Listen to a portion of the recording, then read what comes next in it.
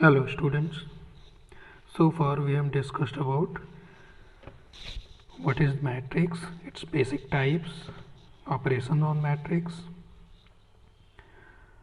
and after that we have studied about what is trace of matrix, how to calculate its transpose, and in last we have finished about symmetric and skew symmetric matrices.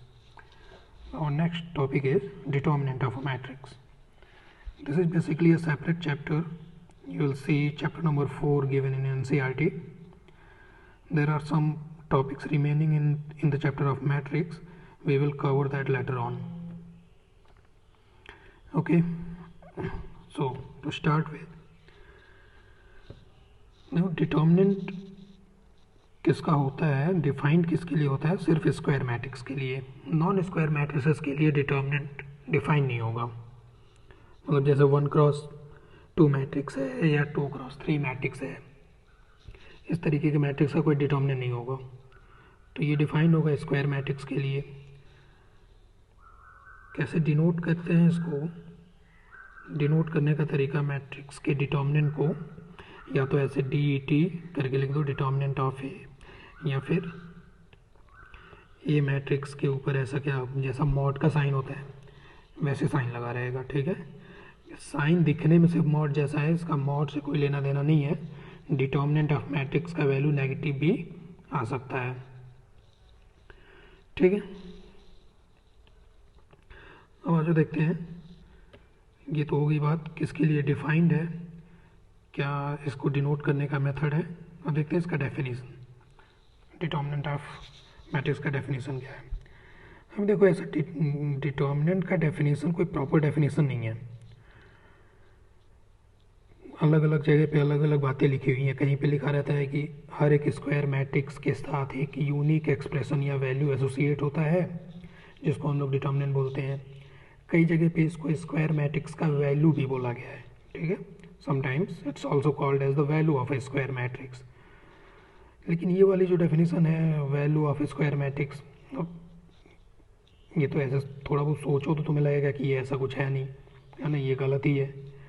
क्योंकि matrix होता है क्या, एक arrangement होता है, और किसी arrangement का कोई वैल्यू तो कुछ होगा नहीं, है ना. तो डिटर्मिनेंट को ऐसा वैल्यू बोलना ठीक नहीं है. उसके पहले जो हमने एक बात लिखी है, determinant of a square matrix is an unique expression associated with it, ये कुछ हद तक ठीक है. तो अभी ऐसे देखो तो इसकी डेफिनेशन का कोई मतलब है ही नहीं, है ना. मतलब किस बात का है, कैसे इसको सॉल्व करेंगे, डिटर्मिनेंट को एक्सपेंड कैसे करेंगे, कैलकुलेट कैसे करेंगे, और उसके बेसिस पे कैसे क्वेश्चन सॉल्व करेंगे, है ना. डेफिनेशन बिल्कुल ट्रिवियल है, उसके ऊपर हम लोग ज़्यादा बात नहीं करेंगे. तो देखो, स्क्वायर मैट्रिक्स का डिटर्मिनेंट होता है, ये हमने देखा. तो स्क्वायर मैट्रिक्स तो 1x1 का भी हो सकता है. जैसे मैंने मान लो ये एक मैट्रिक्स लिख दिया. ठीक है, क्या ऑर्डर है इसका, 1x1 है. मान लेते हैं इसका नाम क्या है, ए है. तो अगर मैं इसका डिटर्मिनेंट लिखूँ तो जो एलिमेंट ये मैट्रिक्स के अंदर लिखा हुआ है वो एलिमेंट ही इसका क्या है, डिटर्मिनेंट है. अगर मान लो मेरे पास कोई बी मैट्रिक्स है 1x1 का, उसके अंदर क्या लिखा है, एक ही एलिमेंट ही है ऑब्वियसली, -5 करके, है ना. तो डिटर्मिनेंट ऑफ बी, उसको मैं ऐसे भी डिनोट कर सकता हूँ. क्या आंसर होगा, -5. तो 1x1 का तो बड़ा सिंपल है. 1x1 में जो भी एलिमेंट लिखा हुआ है मैट्रिक्स के अंदर वही हमारा डिटर्मिनेंट है. 2x2 में क्या हो जाएगा, 2x2 में 4 एलिमेंट होंगे, सही है ना. जैसे ये मैंने एक 2x2 का जनरल मैट्रिक्स लिखा हुआ है. मैट्रिक्स नहीं, बेसिकली ये डिटर्मिनेंट है. अगर ये ऐसा ब्रैकेट जैसा रहेगा ABCD करके, है ना, तो ये कहलाएगा मैट्रिक्स. अगर ये सीधी लाइन ऐसे होगी, ब्रैकेट नहीं है, ध्यान रखना, है ना, ये लाइन है सीधा, तो ये कहलाएगा डिटर्मिनेंट. ये बात ध्यान रखना, है ना. बहुत लोग कंफ्यूज करते हैं बार बार, वो समझ नहीं पाते हैं मैट्रिक्स क्या है, डिटर्मिनेंट क्या है. तो ये देख लो, तो ये 2x2 का एक डिटर्मिनेंट लिखा हुआ है यहाँ पे ABCD. ये वाले डायगोनल को मल्टीप्लाई करो, क्या मिला, AD. फिर ये जो दूसरा डायगोनल है जो कि मेन डायगोनल नहीं होता है उसको मल्टीप्लाई करो, क्या मिला BC। तो मेन डायगोनल में से जो दूसरा वाला डायगोनल है उसको सब्ट्रैक्ट कर दो, AD माइनस BC। यही हमारा क्या है, डिटर्मिनेंट का वैल्यू है। बहुत ईजी है, 1 2 3 4 मान लो ऐसे लिखा। बोले इसको सॉल्व करो तो क्या आंसर हो गया, आंसर हो गया ये 4 माइनस 6 कितना, -2। मान लो बोला गया ऐसे लिखा है cos theta minus sine theta cos theta. 2 × 2 का ये भी एक डिटर्मिनेंट है। क्या आंसर हो जाएगा, cos स्क्वायर थीटा माइनस, ये सब्ट्रैक्ट किया इधर से तो उधर खुद ही माइनस साइन स्क्वायर थीटा है, माइनस माइनस क्या हो गया plus, cos square theta plus sine square theta is equal to 1। तो ये हो गई बात 2 × 2 मैट्रिक्स के डिटर्मिनेंट की। अब आ जाओ 3 × 3 पे। 3 × 3 या थर्ड ऑर्डर का जो डिटर्मिनेंट होगा, ऑब्वियसली उसमें 9 एलिमेंट होंगे, 3 नंबर ऑफ रोज होंगे, 3 नंबर ऑफ कॉलम होंगे। ये पहला रो, दूसरा रो, तीसरा रो, पहला कॉलम, दूसरा कॉलम, तीसरा कॉलम, ठीक है। तो ये वैल्यू एक लिखा हुआ है, ये कहाँ से आया, क्यों आया, ये बाद में पता चलेगा। फिलहाल अभी ऐसे देख लो, यहाँ से इसको एक्सपेंड किया तो मैंने लिखा A1, फिर इसको ब्लॉक किया, बाकी जो बचा है ये चीज़ ये यहाँ पे लिखी है, ठीक है।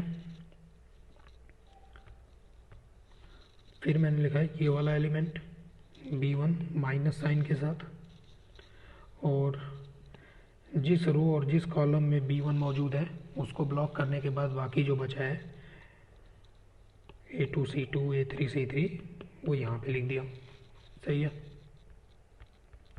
फिर लास्ट में हमने लिखा, लास्ट में मैंने लिखा ये वाला एलिमेंट यहाँ पे C1, और C1 जहाँ पर जिस रो और कॉलम में मौजूद है उसको ब्लॉक किया, तो उसके बाद जो बच गया उसको मैंने यहाँ पे डिटर्मिनेंट में लिख दिया, ठीक है। तो बाकी 2 × 2 का अभी हमने देखा ही कैसे सॉल्व होता है, 2 × 2 वाला डिटर्मिनेंट या सेकेंड ऑर्डर वाला डिटर्मिनेंट, बस उसकी तरह से इसको सॉल्व कर लेना है। तो ये आ गया B2 C3 minus B3 C2, यहाँ आ गया A2 C3 minus A3 C2, इधर आ गया A2 B3 minus A3 B2। तो ये थर्ड ऑर्डर का डिटर्मिनेंट का वैल्यू हो गया, ठीक है। क्यों हुआ, कैसे हुआ, वो पता चलेगा अभी, है ना। छोटा सा एग्जांपल देख लेते हैं। मान लो 1 2 3 4 5 6 7, ठीक है। यहाँ से लिखा मैंने, साइन स्कीम याद रहे, इसको प्लस के साथ लिखना है, इसको माइनस के साथ, इसको प्लस के साथ, प्लस माइनस प्लस ऐसा करके। तो 1, फिर इसको ब्लॉक किया तो ये हो गया 35 माइनस 36, फिर लिखना है -2, फिर किसको ब्लॉक करना है, इसको ब्लॉक करना है। फिर इसके बाद बचा 4 × 7 28 माइनस 5 × 6 30, लास्ट में लिखना है प्लस साइन के साथ 3, ये वाला एलिमेंट, ठीक है।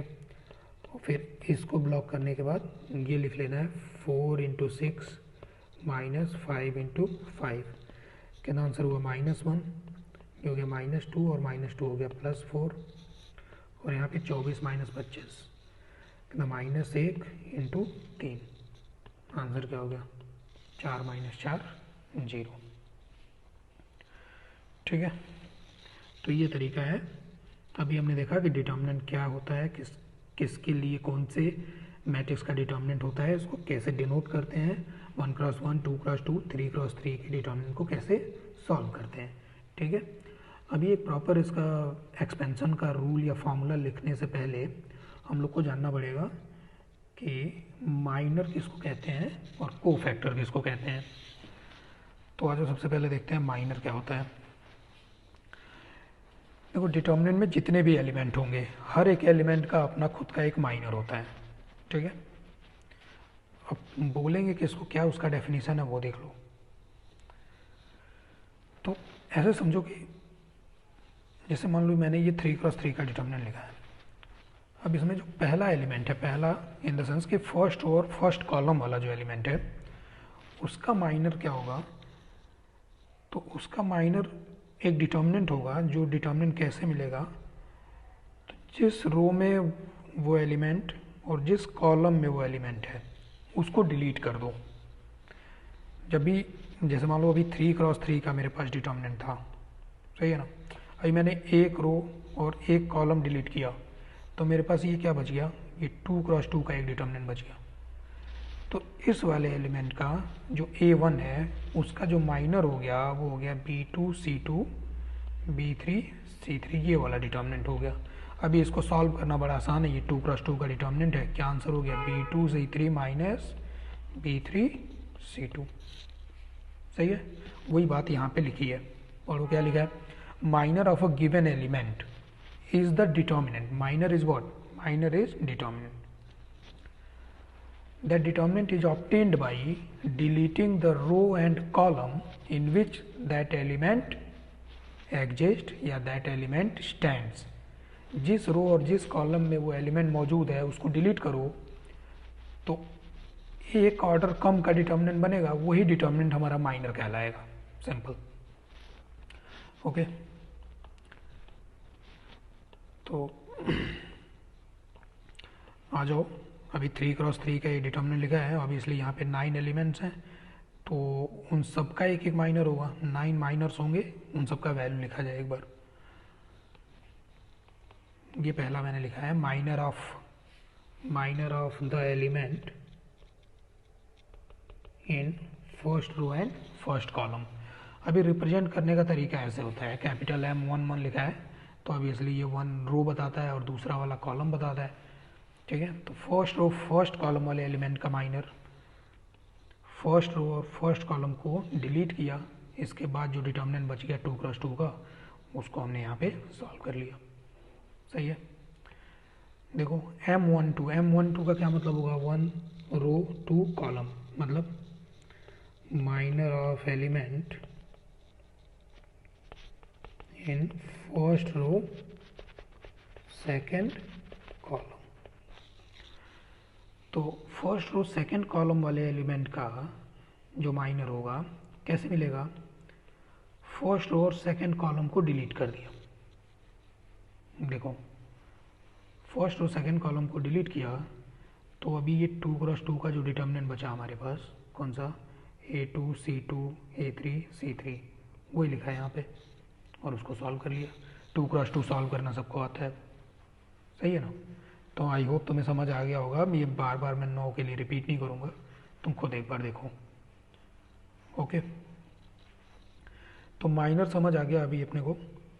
माइनर एक डिटर्मिनेंट होता है जो कैसे मिलता है, तो जिस रो और जिस कॉलम में वो एलिमेंट मौजूद है उसको डिलीट करो तो एक ऑर्डर कम का जो डिटर्मिनेंट बनेगा वही हमारा क्या कहलाएगा, माइनर कहलाएगा। जो भी उसका वैल्यू हो जाए, 0 भी हो जाए या नेगेटिव हो जाए या पॉजिटिव हो जाए, उससे मतलब नहीं है, ठीक है ना।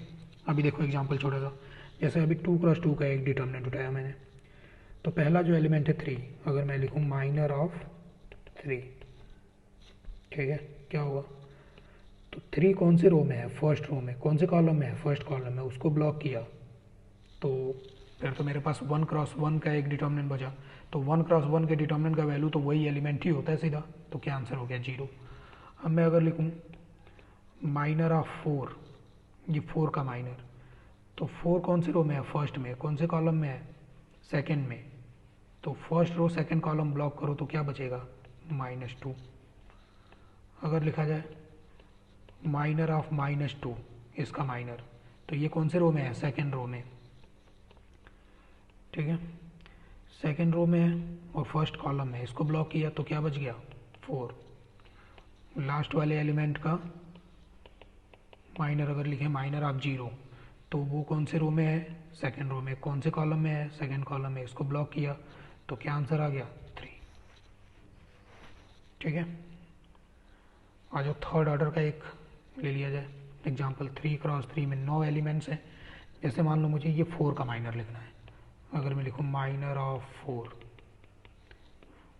ठीक है, इसको डिनोट कैसे करेंगे, कौन से रो में है ये, सेकंड रो में, कौन से कॉलम में है, थर्ड कॉलम में, तो ये लिखा जाएगा M23, ठीक है। अभी सेकंड रो को ब्लॉक किया, थर्ड कॉलम को ब्लॉक किया, तो -1 2 -2 5 करके ऐसा एक 2x2 का डिटर्मिनेंट आया। क्या वैल्यू हो जाएगा इसका, देखो यहाँ पे -5 माइनस ऑफ -4 मतलब +4, तो -5 + 4 आंसर हो गया -1। सही है। राइट ऑल माइनर्स योरसेल्फ, बाकी सारे माइनर तुम खुद लिखो। ओके, माइनर के बाद आ जाओ, देखते हैं कोफैक्टर क्या होता है। तो कोफैक्टर का डेफिनेशन देखो लिखा है, अगर ith रो और jth कॉलम में मौजूद किसी एलिमेंट का माइनर Mij है तो उसका कोफैक्टर क्या होगा, बस उस Mij में -1 का पावर i + j मल्टीप्लाई कर देना है। मतलब किसी एलिमेंट का कोफैक्टर कैलकुलेट करने के लिए पहले तो अपने को माइनर ही कैलकुलेट करना पड़ेगा।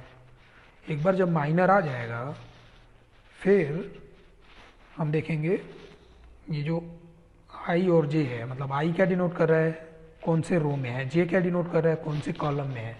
तो जिस रो और जिस कॉलम में अगर उसको ऐड किया हमने i + j किया, ठीक है, -1 का पावर वही कर देना है। अभी देखो -1 का पावर करेंगे कोई नंबर, नंबर क्या, वो भी पॉजिटिव इंटीजर, क्योंकि i और j क्या होते हैं पॉजिटिव इंटीजर। तो पॉजिटिव इंटीजर का जो सम होगा या तो इवन होगा या तो ऑड होगा। अभी -1 का पावर ऑड हो गया तो आंसर माइनस आएगा -1, और -1 का पावर क्या हो गया इवन हो गया तो आंसर प्लस आ जाएगा। सही है। तो इसका मतलब कि जो माइनर है कोफैक्टर या तो वही होगा या उसका नेगेटिव होगा। सिंपल एग्जाम्पल देखो, ऐसे समझ नहीं आएगा।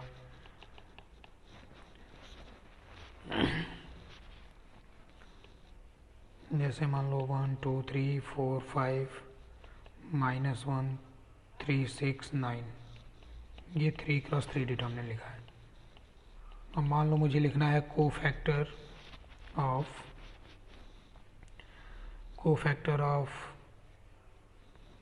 1, है ना, ये वाले एलिमेंट का। इसको कैसे डिनोट करेंगे, C11 से, कैपिटल C11। कहीं कहीं बुक्स में कैपिटल A11 से ऐसे डिनोट किया हुआ है ना, तो डिनोट किसी से भी करे उससे कोई मतलब है नहीं अपने को। चलो मैं C11 से कर रहा हूँ, C फॉर कोफैक्टर, इसी ईजी रहेगा। तो इसके लिए देखो ये 1 + 1 तो करना है मुझे -1 के पावर में, -1 के पावर में 1 + 1 क्या आ गया 2, इंटू क्या आया M11। और M11 माइनर कैलकुलेट करना अभी सीखा हमने कि भैया पहले रो पहले कॉलम को ब्लॉक करो, और देखो 5 × 9 हो गया 45, और ये हो गया -6 + 6 मतलब 51। तो आंसर कितना हो गया 51, क्योंकि ये तो कितना है, ये तो 1 के ही बराबर है। समझ आया। अब देखो C12 अगर मैं लिखूं, ये 2 वाले का कोफैक्टर अगर लिखा जाए तो यहाँ -1 का पावर 1 + 2 करेंगे तो क्या आ जाएगा 3 इंटू M12। अब ये M12 जो माइनर है वो कैसे मिलेगा अपने को, तो वो भैया मिलेगा अपने को ब्लॉक करके पहला रो और दूसरा कॉलम, उसको ब्लॉक किया तो 4 × 9 कितना हो गया 36, 36 और -3, तो 36 + 3 कितना हो गया 39, और ये कितना है माइनस, तो -39 इसका आंसर हो गया। ठीक है, चलो लिखते हैं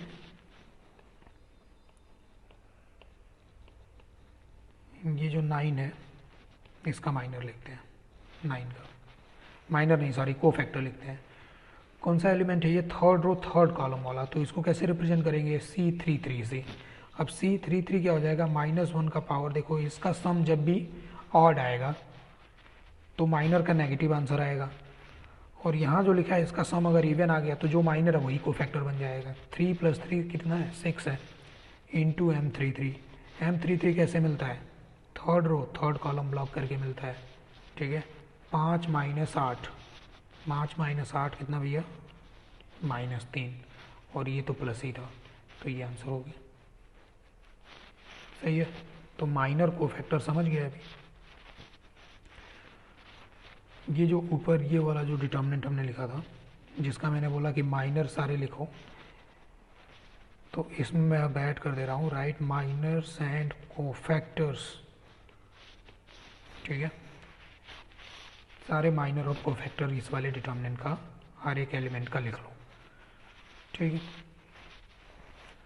अभी तक क्या समझा आपने? डिटर्मिनेंट कौन से मैट्रिक्स का होता है, उसको कैसे डिनोट करते हैं, 1 ऑर्डर का, 2 ऑर्डर का, 3 ऑर्डर का, डिटर्मिनेंट कैसे एक्सपेंड करना है, माइनर क्या होता है और कोफैक्टर क्या होता है। अब इसके बाद एक बड़ी इंपॉर्टेंट चीज़ आने जा रही है, इसको ध्यान से देखना। क्या लिखा है हमने? Sum of product of elements of any row, bracket में लिखा मैंने, और कॉलम। मतलब जो बात रो के लिए सही है वही बात कॉलम के लिए भी सही है ना। तो रो और कॉलम के लिए मुझे अलग अलग ये प्रॉपर्टी ना लिखनी पड़े, इसीलिए मैंने एक ही में इसको इनकॉर्पोरेट कर दिया है। तो रो और कॉलम दोनों के लिए एक ही साथ समझ लेना। The sum of product of elements of any row or column with their corresponding cofactors is always equal to the value of determinant। ये वाले पॉइंट से हम लोग को डिटर्मिनेंट एक्सपेंड करने का एक तरीका मिलेगा, एक्सपेंशन ऑफ डिटर्मिनेंट ऐसे लिख लेता हूँ मैं।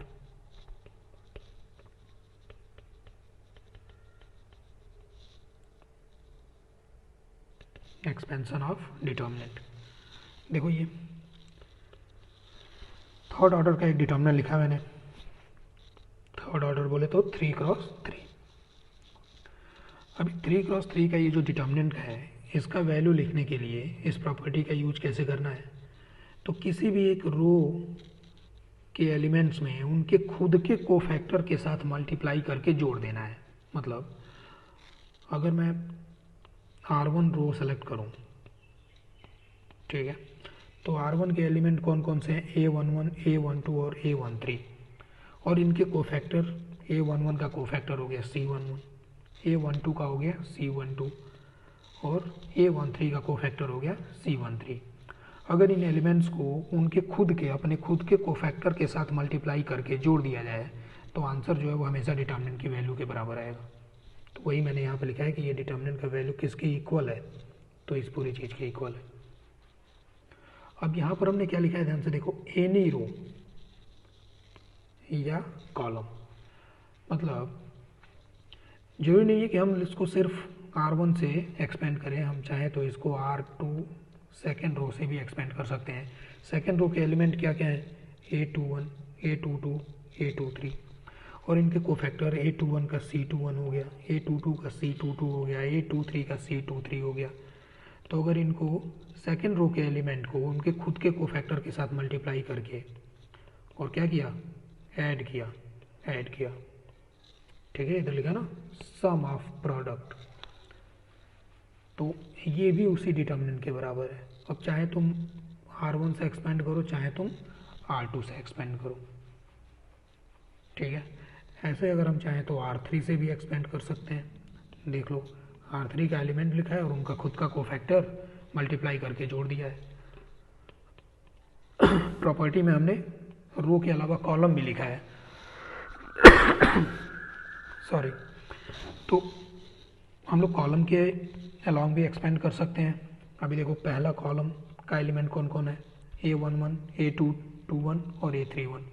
इनको खुद के कोफैक्टर के साथ मल्टीप्लाई किया, ऐड कर दिया, तो ये भी उसी डिटर्मिनेंट की वैल्यू के बराबर है। तो कितने रो हैं हमारे पास? 3 रो हैं। कितने कॉलम है? 3 कॉलम है। तो 3 + 3, there are 6 methods to expand a 3x3 determinant या फिर डिटर्मिनेंट ऑफ ऑर्डर 3। ये लिखा है मैंने अलॉन्ग C2 और यहाँ लिखा है अलॉन्ग C3, ठीक है। अब इसमें जो ज़्यादातर यूज होता है वो ये वाला मेथड, ये वाला ज़्यादातर, मोस्टली जनरली हम लोग कॉलम 1 का इस्तेमाल करते हैं, पहले कॉलम से एक्सपेंड कर लेते हैं। बट इसका मतलब ये नहीं है कि बाकी कॉलम से, सॉरी ज़्यादातर हम लोग पहले रो का इस्तेमाल करते हैं, बट इसका मतलब ये नहीं है कि बाकी रो से या बाकी अन्य किसी कॉलम से एक्सपेंड नहीं किया जा सकता है, ठीक है, चाहे जिस मर्जी से कर लें। बट मोस्ट वाइडली यूज्ड जो एक्सपेंशन होता है वो पहले कॉलम से होता है, ठीक है। अब एक चीज़ यहाँ पर और है कि कोफैक्टर कैलकुलेट करने में 2 प्रोसेस है। पहले तो अपने को माइनर कैलकुलेट करना पड़ेगा और माइनर के बाद फिर वो प्लस माइनस का साइन देखना पड़ेगा कि कोफैक्टर लिखते वक्त, अभी हमने ऊपर कोफैक्टर लिखे थे, या तो वो माइनर के बराबर ही आता है या माइनर का नेगेटिव टाइम्स आता है, ठीक है ना। तो क्यों फॉर्मूले को हम लोग कोफैक्टर की टर्म में न लिख के माइनर के टर्म में इसको लिख लें। माइनर के टर्म में लिखने से क्या फ़ायदा होगा कि माइनर लिखने के बाद में कोफैक्टर के बारे में नहीं सोचना पड़ेगा, है ना, वो प्लस माइनस अपने आप सेट हो जाएगा। ठीक है, तो वो देखो, अब एक बार मैं कोफैक्टर के टर्म में तो मैंने ये 6 फॉर्मूले लिख दिए हैं। अब एक बार मैं ये फॉर्मूले को माइनर के टर्म में लिखता हूँ। तो पहले रो के अलाउंग मैंने लिखा A11, C11 क्या होगा, M11 के बराबर होगा, क्योंकि ये 1 + 1 कितना है, 2 है, तो यहाँ पे 1 1 आ गया। लेकिन C12 जो होगा वो -M12 के बराबर होगा। क्यों? क्योंकि ये 1 + 2 जो है वो 3 है, तो यहाँ -1 का पावर जब ऐसा 3 करेंगे तो ये कितना हो जाएगा, माइनस। तो यहाँ पर आ गया -A12 M12 और 3 1 4, तो इसका मतलब C13 किसके बराबर हो जाएगा, M13 के। तो ये जो फॉर्मूला लिखा है ये वाला, ये माइनर के टर्म में है। अब ऐसे ही यहाँ पर भी लिख सकते हैं, यहाँ पर भी लिख सकते हैं, यहाँ पर भी लिख सकते हैं, यहाँ भी लिख सकते हैं, यहाँ भी लिख सकते हैं, ये तुम खुद लिखना, ठीक है ना, मैं सिर्फ इस पे फोकस कर रहा हूँ। तो ये माइनर के टर्म में हमने फॉर्मूला लिख दिया। अब माइनर कैलकुलेट कर लेंगे। अब ध्यान से देखो, एक बात याद रखना है, R1 के अलाउंग अगर मैंने एक्सपेंड किया है तो साइन स्कीम कैसे रहा, ये प्लस में, यहाँ माइनस में और यहाँ प्लस में। तो एक बार मैं यहाँ पे साइन स्कीम मेंशन कर देता हूँ। वो साइन स्कीम और माइनर लेके चलेंगे तो फिर कोफैक्टर के बारे में नहीं सोचना पड़ेगा अपने को। थर्ड ऑर्डर के लिए साइन स्कीम क्या रहता है, ऐसे plus minus plus minus plus minus plus minus plus. ठीक है, अब अगर तुम्हें R1 से एक्सपेंड करना है तो इसको प्लस के साथ उठाओ, जो भी यहाँ पे जो भी नंबर लिखा है उसको प्लस साइन के साथ उठाओ, यहाँ पे जो भी नंबर लिखा है उसको माइनस के साथ उठाओ, और यहाँ जो भी लिखा है उसको प्लस के साथ उठाओ। मान लो तुम्हें C3 के अलॉन्ग एक्सपेंड करना है तो यहाँ जो लिखा है उसको प्लस के साथ लो, यहाँ जो लिखा है उसको माइनस के साथ लो, और यहाँ वाले को प्लस के साथ लो। ठीक है,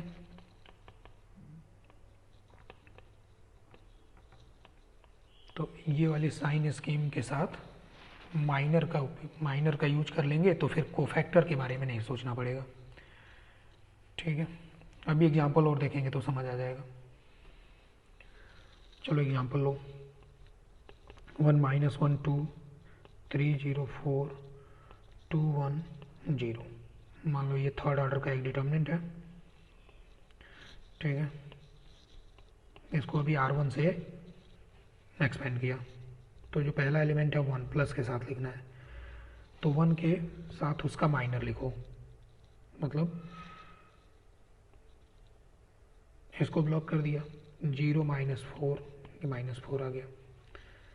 ठीक है, R1 में आगे बढ़े तो ये जो दूसरा एलिमेंट है वो माइनस लिखा है, लेकिन उसको हमें माइनस साइन के साथ उठाना है, तो एक माइनस मुझे खुद से लगाना है, एक माइनस पहले से, तो वो क्या हो गया, प्लस।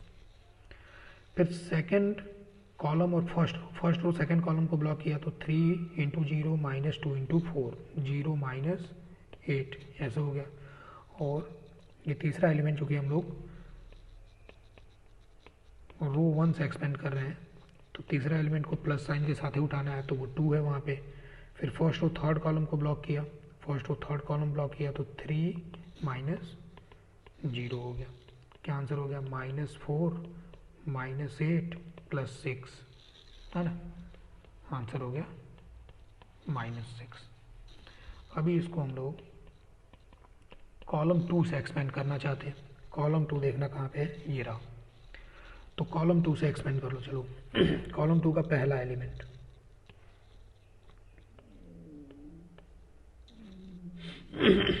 कॉलम 2 का पहला एलिमेंट ये है, तो साइन स्कीम याद करो, ये माइनस के साथ होता है, तो माइनस वहाँ पहले से है, तो ये 1 बन गया। फिर उस 1 का माइनर लिखना है मुझे, तो माइनर आएगा 3 × 0 - 4 × 2। ठीक है, फिर अगला जो एलिमेंट है ये वाला, ये उठाना है मुझे, कौन से साइन के साथ, प्लस के साथ, तो +0, और 0 के साथ कुछ लिखने की ज़रूरत नहीं है, छोड़ दो उसको। फिर मुझे लेना है ये थर्ड एलिमेंट, ठीक है, वो 1 है, कौन से साइन के साथ, माइनस के साथ, तो -1, और फिर इसका माइनर लिखना है, तो 4 × 1 - 3 × 6, क्या आंसर हुआ देखो, -8 और ये हो गया +2, आंसर -6। तो सेम ही आएगा, वो चाहे जहाँ मर्जी से एक्सपेंड करो। ठीक है, ये एक्सपेंशन का रूल हो गया डिटर्मिनेंट का। ओके, सेकंड पॉइंट क्या लिखा है हमने, sum of product of elements of any row और column with the cofactors of any other row और column is always equal to 0। अभी इससे पहले वाले पॉइंट में क्या देखा कि कोई भी रो के एलिमेंट को उनके खुद के कोफैक्टर के साथ मल्टीप्लाई करके जब जोड़ रहे थे तो वैल्यू जो है वो डिटर्मिनेंट के बराबर आ रहा था। अब क्या कर रहे हैं हम लोग कि किसी रो के एलिमेंट को उनके खुद के कोफैक्टर के साथ मल्टीप्लाई नहीं कर रहे हैं, किसी दूसरे रो या कॉलम के कोफैक्टर के साथ मल्टीप्लाई करके जब जोड़ रहे हैं तो आंसर हमेशा क्या आएगा, 0 आएगा ऑलवेज। मतलब देखो, ये पहले रो के एलिमेंट उठाए, डिटर्मिनेंट वही है ऊपर वाला, ठीक है ना, इसी की बात हो रही है। चलो मैं इसको एक बार नीचे लिख लेता हूँ।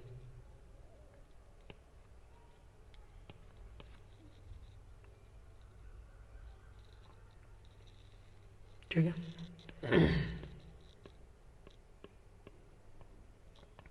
ओके। अभी फर्स्ट रो के एलिमेंट उठाए हमने, अब फर्स्ट रो के कोफैक्टर नहीं उठाने हैं क्योंकि फर्स्ट रो के कोफैक्टर के मल्टीप्लाई करेंगे तो वो तो डिटर्मिनेंट के बराबर हो जाएगा। अब चाहे तुम दूसरे रो का कोफैक्टर ले लो, चाहे तुम तीसरे रो का कोफैक्टर ले लो। तो जैसे मान लो मैंने दूसरे का कोफैक्टर लिया, मतलब मैंने लिखा C21, C22 और C23, तो ये आंसर हमेशा 0 आएगा। अगर दूसरे का ना लेके हम तीसरे का ले लेते हैं यहाँ पे C31, C32, C33, वो भी किसके बराबर आता, वो भी 0 के बराबर आता। समझ आया? किसी रो के एलिमेंट्स को किसी दूसरे रो के कोफैक्टर के साथ मल्टीप्लाई करके जब जोड़ेंगे तो आंसर 0 आएगा। आप करस्पॉन्डिंग ही करना है, मतलब ये भी ध्यान रहे, है ना। मतलब जैसे एलिमेंट ये उठा रहे हैं तो कोफैक्टर या तो इसका लेना है या तो इसका लेना है, मतलब ये करस्पॉन्डिंग होना चाहिए, सीधा सीधा होना चाहिए, है ना। ये नहीं कि एलिमेंट ये वाला उठाया और इसको इसके साथ मल्टीप्लाई कर रहे हैं तो फिर ये फेल हो जाएगा। करस्पॉन्डिंग समझ लेना, ठीक है। अब ये बात कॉलम के लिए भी सही है, सिर्फ रो के लिए नहीं, कॉलम के लिए भी सही है, इसीलिए यहाँ पर ब्रैकेट में कॉलम भी ऐड कर दिया। मतलब अगर मैं चलो सेकंड कॉलम का एलिमेंट ले लेता हूँ, A12, A22 एंड A32, ठीक है। सेकंड कॉलम का एलिमेंट उठाया, फर्स्ट कॉलम का कोफैक्टर ले लेते हैं C11, C21 एंड C31। फिर अगर इनको अगर ऐड करें ऐसे मल्टीप्लाई करके, ठीक है, एक टर्म ये है, बीच में यहाँ प्लस का साइन है, एक मिनट,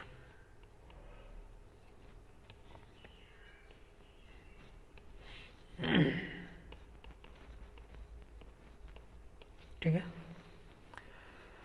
सेकंड कॉलम का एलिमेंट लिया था और फर्स्ट कॉलम का कोफैक्टर लिया, मल्टीप्लाई करके ऐसे ऐड किया तो 0।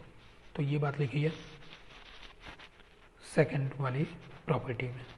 अभी तक हमने देखा डिटर्मिनेंट को एक्सपेंड करने का क्या रूल है, माइनर क्या होता है, कोफैक्टर क्या होता है। आज जो कुछ एग्जांपल देख लेते हैं।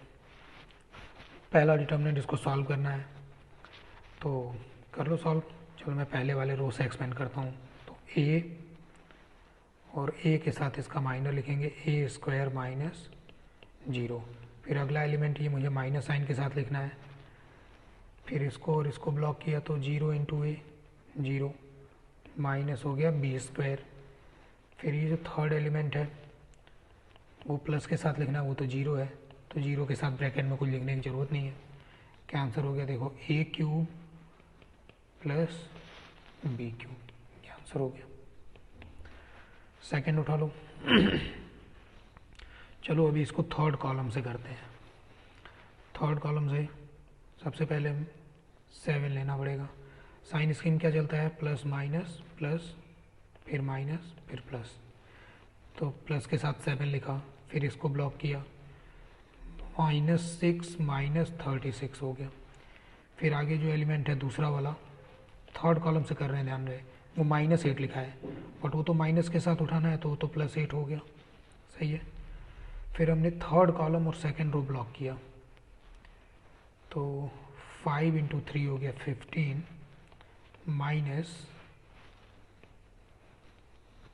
-27। फिर थर्ड एलिमेंट लेना है प्लस साइन के साथ, तो वहाँ -10 लिखा है, प्लस के साथ ही उठाया उसको तो -10। फिर third row third column block किया, तो 5 × 4 हो गया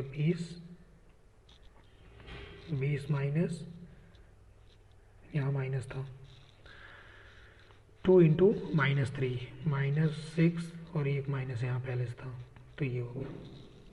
सॉल्व कर लो, 7 × -42 प्लस 8 × 15 और 27, ये भी हो गया 42 के बराबर, -10 × 26। सॉल्व कर लेना, ये आंसर हो गया। ठीक है, सेकंड एग्जांपल देख लो क्या है। इसमें ये वाले डिटर्मिनेंट का वैल्यू ऑलरेडी बताया हुआ है 4 के बराबर, फिर इसमें एक अननोन है उसका वैल्यू पूछ रहे हैं कि का वैल्यू बता दो। तो ठीक है यार, इसको एक्सपेंड कर लेंगे, इक्वेट कर देंगे 4 के बराबर में, लीनियर इक्वेशन बनेगा, सॉल्व हो जाएगा। ठीक है, एक्सपेंड कर लिया। चलो फर्स्ट रो के अलॉन्ग 1 × ये ब्लॉक हुआ तो 6 - k, फिर -2, साइन इसके में याद रहे प्लस माइनस प्लस चलता है, प्लस माइनस प्लस, तो -2 × 4 - 3, आगे तो 0 लिखा है तो कोई मतलब नहीं है, बराबर कितना दिया है 4। 6 - k -2 बराबर 4। इसका मतलब देखो ये 6 - 2 हो गया 4, 4 के साथ कैंसिल हो गया, तो k बराबर क्या आ गया 0। ठीक है, थर्ड क्वेश्चन क्या है। थर्ड ऐसा प्रूफ वाला क्वेश्चन है, डिटर्मिनेंट का वैल्यू पूछा नहीं गया है, बता दिया है, बस वो हमें क्या करना है, प्रूफ करके बता देना है। कहीं पर इसमें ऐसा कुछ लिखा नहीं है क्वेश्चन में कि प्रॉपर्टी का यूज करो या क्या करो। ठीक है, तो हम सीधा एक्सपेंड कर लेते हैं, तुम्हारी मर्जी है कहाँ से एक्सपेंड करना चाहते हो। मैं तो R1 से कर रहा हूँ इसको। 1 × 1 + x², फिर -z ×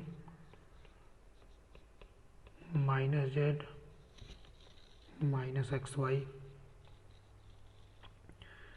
फिर आगे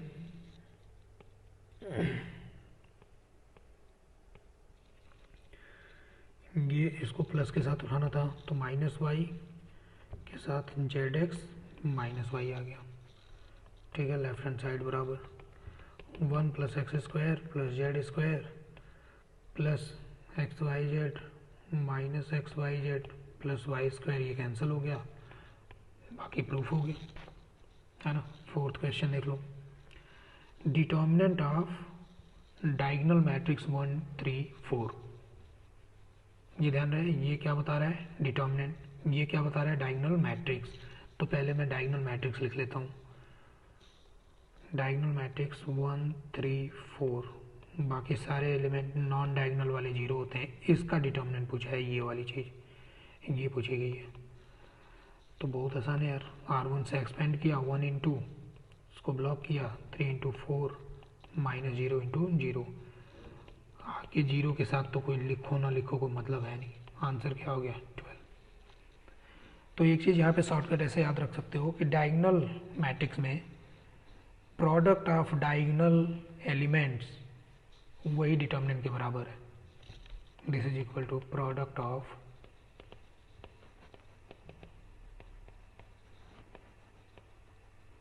डायगोनल एलिमेंट्स। ठीक है, नेक्स्ट है, ये कैसा एक रूल होता है, सेरस रूल ऑफ एक्सपेंशन, जो कि सिर्फ थर्ड ऑर्डर डिटर्मिनेंट को एक्सपेंड करने के काम में आता है। कई सारे क्वेश्चन में ये काम में आ जाता है। ठीक है, तो देख लो क्या रूल है, सिर्फ और सिर्फ थर्ड ऑर्डर डिटर्मिनेंट के लिए। एक तो इसके ऊपर हम डिटर्मिनेंट एक्सपेंड करने का तरीका पढ़ चुके हैं, 3 रो 3 कॉलम 6 तरीके, जैसे मर्जी करो। ये उससे डिफरेंट है, वो देख लो।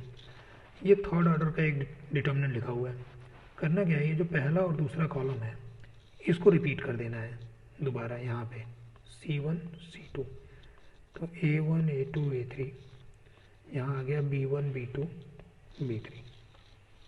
ठीक है, पहला कॉलम रिपीट हो गया, दूसरा कॉलम रिपीट हो गया। अब इसके बाद क्या करना है, इसके बाद देखो ऐसे 3 डायगोनल दिखेंगे स्लोपिंग टुवर्ड्स राइट, है ना, जिनका स्लोप ऐसे मतलब ये राइट की तरफ, और 3 डायगोनल इसमें और ऐसे दिखेंगे स्लोपिंग टुवर्ड्स लेफ्ट। ठीक है, तो ये हर एक डायगोनल एलिमेंट को हम मल्टीप्लाई करके लिख लो उनके सामने। जैसे ये पहला जो था ये A1 B2 C3 है, यहाँ जो आएगा B1 C2 A3 आ जाएगा, और यहाँ पर C1 A3 B3, C1 A3 B3 ये हो गया। ठीक है, ये जो लेफ्ट वाले हैं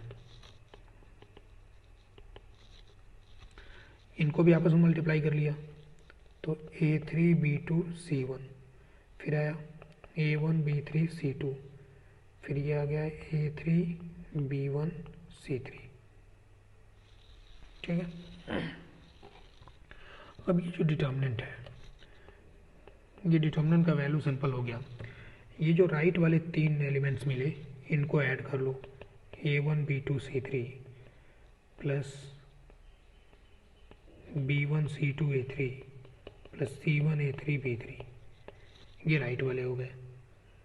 इन राइट वाले में से लेफ्ट वाले का जो सम है वो सब्ट्रैक्ट कर देना है, A3 B2 C1 plus A1 B3 C2 plus A3 B1 C3। फिर से सुनो ध्यान से, कॉलम 1 और कॉलम 2 को रिपीट कर देना है आखिरी में, फिर 3 डायगोनल ऐसे राइट की तरफ बनाने हैं, 3 डायगोनल लेफ्ट की तरफ, और वो डायगोनल वाले एलिमेंट्स को मल्टीप्लाई कर लेना है। ठीक है, राइट वालों को भी जोड़ लेना है, लेफ्ट वालों को भी जोड़ लेना है, आपस में ऐड कर लेना है, फिर राइट में से लेफ्ट क्या कर देना है, सब्ट्रैक्ट कर देना है। इतना करने से डिटर्मिनेंट का वैल्यू मिल जाएगा। ठीक है, एग्जाम्पल से समझेंगे। देखो ये एग्जाम्पल लिया मैंने, ABC कोई 3 रियल नंबर्स हैं, पूछा गया इस वाले इक्वेशन का कितना रियल रूट होगा। अभी तो बहुत लोगों को पता ही नहीं चल रहा होगा कि ये इक्वेशन भी है, बिल्कुल है इक्वेशन, वो भी एक पॉलिनॉमियल इक्वेशन है। कैसे पता चल रहा है, इधर लेफ्ट हैंड साइड में जो डिटर्मिनेंट लिखा है इसमें वेरिएबल x है, जब भी इसको सॉल्व करेंगे, एक्सपेंड करेंगे, तो x में एक पॉलिनॉमियल बनेगा, है ना, इक्वेट करेंगे 0 से तो इक्वेशन बन जाएगा, सही है ना। फिर उसको सॉल्व करेंगे, तो पहले तो चलो इसको एक्सपेंड करना है। अब मैं इसको सेरस रूल से करना चाहता हूँ। ठीक है, x minus C B, C X minus A minus B A X, column 1 यहाँ रिपीट कर देना है, x minus C B, column 2 यहाँ रिपीट कर देना है, सी एक्स माइनस ए। ठीक है,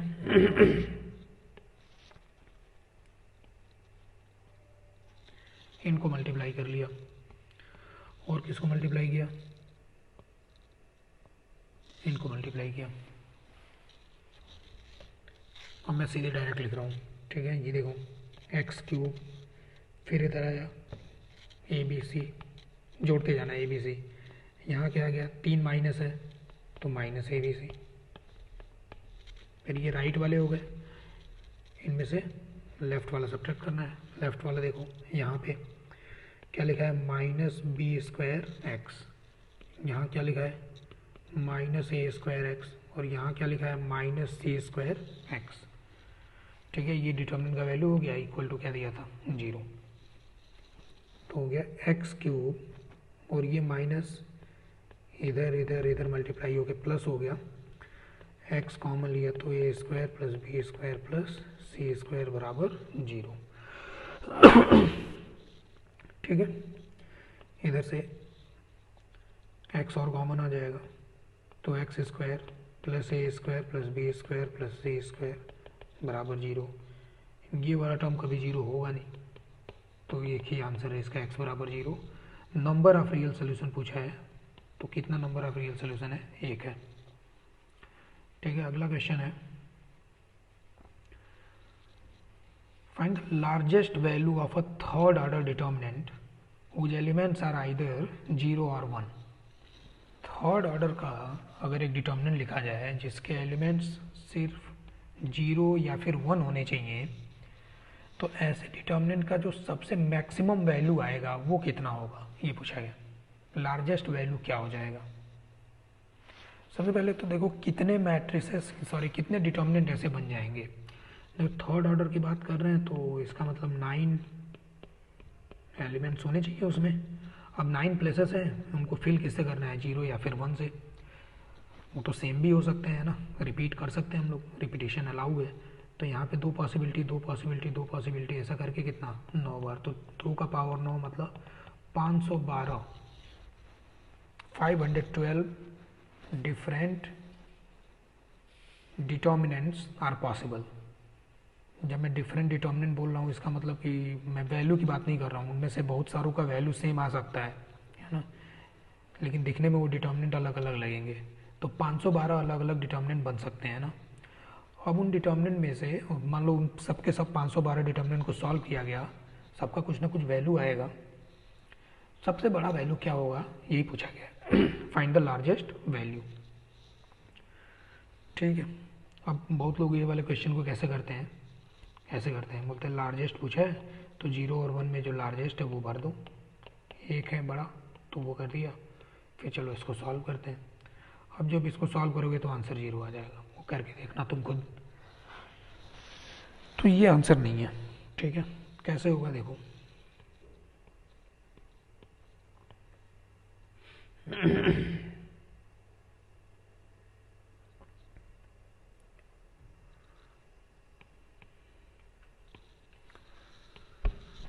जो भी ये सॉल्व करते हैं। चलो मान लेते हैं कि ये थर्ड ऑर्डर का ये डिटर्मिनेंट है। ठीक है, अब इसका वैल्यू क्या होगा ये लिख लेते हैं। अभी मैंने 0 और 1 नहीं भरा, अभी A1 B1 C1 A2 B2 C3 A3 B3 C3 ऐसा करके मान लिया। ठीक है, अभी ऊपर मैंने इसको सैरस रूल से एक्सपेंड किया था, इधर यहाँ पे ये रहा। ठीक है, यही उठा लेता हूँ मैं, तुम लिख लेना।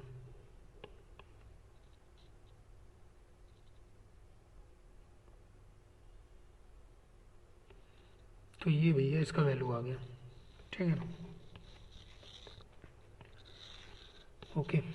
अब देखो ये जो A1 B1 C1 A2 B3 C, ये जितने भी ये जो एलिमेंट्स हैं या तो ये 0 है या तो 1 है, नेगेटिव तो है नहीं कोई, है ना। अब यहाँ पर एक टर्म लिखा हुआ है, यहाँ पर एक टर्म लिखा हुआ है। सोचो ये इसका मैक्सिमम वैल्यू क्या हो सकता है। मैक्सिमम वैल्यू इसका 3 हो सकता है, मतलब अभी ऐसा लग रहा है कि इसका मैक्सिमम वैल्यू 3 होगा। वो भी कब हो जाएगा, जब इधर ये जो ये तीनों के तीनों एलिमेंट, ये तीनों टर्म 1 के बराबर हो जाए और यहाँ पर ये तीनों टर्म किसके बराबर हो जाए, 0 के। तो 3 - 0 ऐसा आंसर 3, मतलब मे भी, है ना। ऐसा लग रहा है कि ऐसा हो सकता है भाई, एक से बड़ा तो हो नहीं सकता। जब सारे एलिमेंट ही 1 है तो ये किसी भी तरीके से मल्टीप्लाई होके अगर ये तीनों A1 B2 C3 1 हो गए, तब भी ज़्यादा से ज़्यादा ये 1 ही आएगा, 1 से ज़्यादा तो आएगा नहीं, है ना। तो अभी तो ऐसा लग रहा है कि हो सकता है कि मैक्सिमम पॉसिबल वैल्यू जो है वो 3 आ जाए। ठीक है, 3 आने का कंडीशन ये है कि ये भी 1 होना चाहिए, ये भी 1 होना चाहिए, ये भी 1 होना चाहिए, तीनों 1 होना चाहिए। अब इस चीज़ को 1 होने के लिए A1 B2 और C3 तीनों का वैल्यू 1 रखना पड़ेगा, क्योंकि रखना ही हमें 1 और 0 है। ये अगर इन तीनों में से किसी एक को 0 रख दिया तो फिर तो मल्टीप्लिकेशन 0 हो जाएगा। 0 नहीं चाहिए मुझे, 1 चाहिए, है ना। इसी तरीके से इसको भी 1 अगर बनाना है तो तीनों को 0 डालना पड़ेगा। B1 C2 A3 ये भी 1, और इसको अगर 1 बनाना है तो यहाँ पर भी C1 A3 और B3 तीनों को 1 डालना पड़ेगा। अगर ध्यान से देखो इस केस में तो ये सब के सब 9 एलिमेंट यहाँ पे लिखे हैं, ध्यान से देखो A1 आ गया, है ना।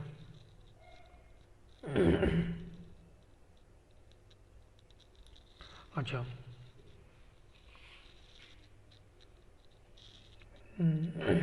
A1 B2 C3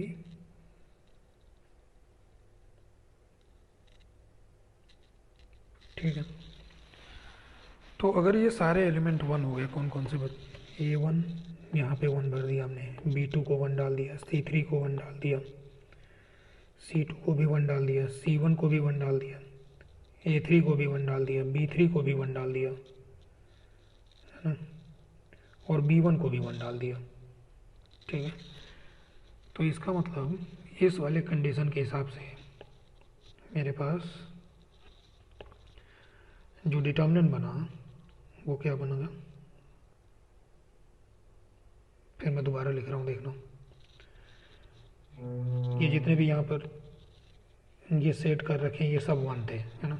तो अगर 1 1 1, अगर मान लो ये 0 भी हो जाए या 1 या 0 या 1, यहाँ पे कुछ भी रख लेना, है ना, 1 1 1 1 1। ठीक है, तो इसको सॉल्व करके तुमको देखना है, ये आंसर 0 आ जाएगा। तो इसका मतलब कि 3 पॉसिबल आंसर तो है ही नहीं। 3 होने के लिए इन तीनों को 1 बनना पड़ेगा, और इन तीनों को जैसे ही 1 बनाया हमने और डिटर्मिनेंट रख के सॉल्व किया तो आंसर क्या आ गया, 0। 3 आया ही नहीं, तो इसका मतलब कि 3 तो है नहीं आंसर। ठीक है, अब 3 से बड़ा हो नहीं सकता है, तो 3 से छोटे के बारे में सोचो। अब 3 से छोटा क्या है, 2 है, 1 है, बाकी माइनस में अपने को तो लार्जेस्ट सोचना है ना, कि लार्जेस्ट वैल्यू क्या है। तो हम देखें ज़रा कि क्या 2 हो सकता है, यानी, है ना।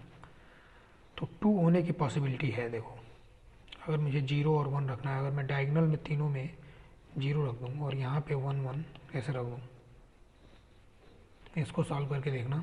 यहाँ से मान लो एक्सपेंड किया मैंने, 0 के साथ मैं कुछ लिख नहीं रहा हूँ, अगला मुझे ये माइनस के साथ लेना है, फिर इसको ब्लॉक किया तो 0 -1 आ गया, और फिर +1 के साथ 1 -0 हो गया। देखो 1 + 1 आंसर क्या आ गया, 2।